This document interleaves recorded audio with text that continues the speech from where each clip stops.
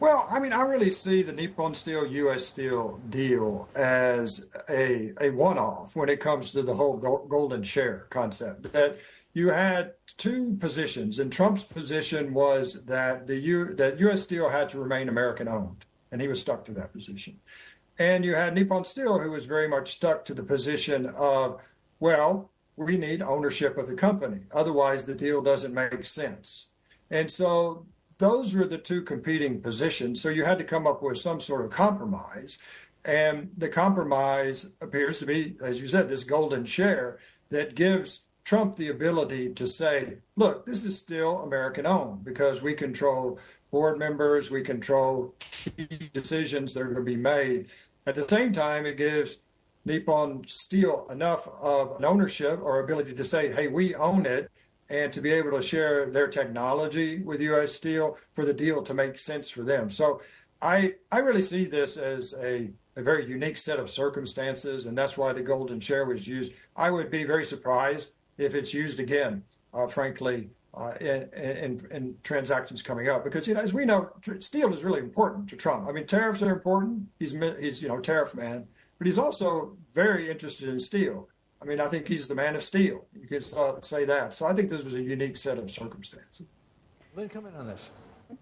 David, I wanted to ask you a little bit more about what we're seeing in terms of the auto tariffs and the resistance from the US to maybe move them lower, because we did see them do that in the UK trade deal in terms of the quotas. Is it just because the situation is very different when we talk about Japan, whether it's the amount of autos that are exported and also the trade imbalance as well?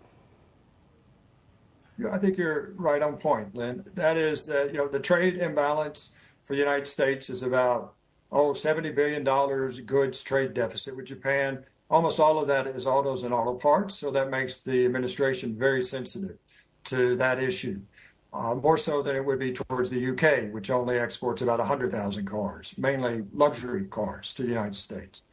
But from the Japan side is, even though they manufacture a lot of cars in the United States right now, they still export about 1.4 million cars a year to the United States. So a 25% tariff is, as Ishiba has rightly called it, it's really a national crisis. It's somewhat of an existential threat to their most important manufacturing industry. And a 25% tariff staying in place on Japanese auto imports, if that was the deal in the end, that would really be something that Ishiba can't sell to Japan and to his constituency. So both sides are really dug in, I think.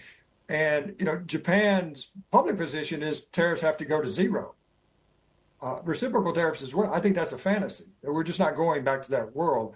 The U.S. position of 25% tariffs on autos is likewise not feasible in my mind. I think they need to come to an agreement with an autos tariff somewhere in the range of 10 to 15%, I think could work.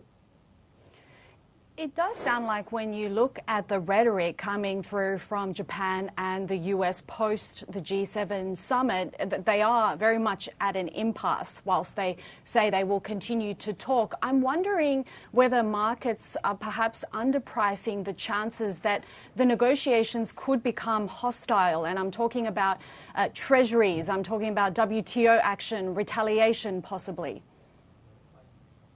I don't really see treasuries as a card that Japan wants to play.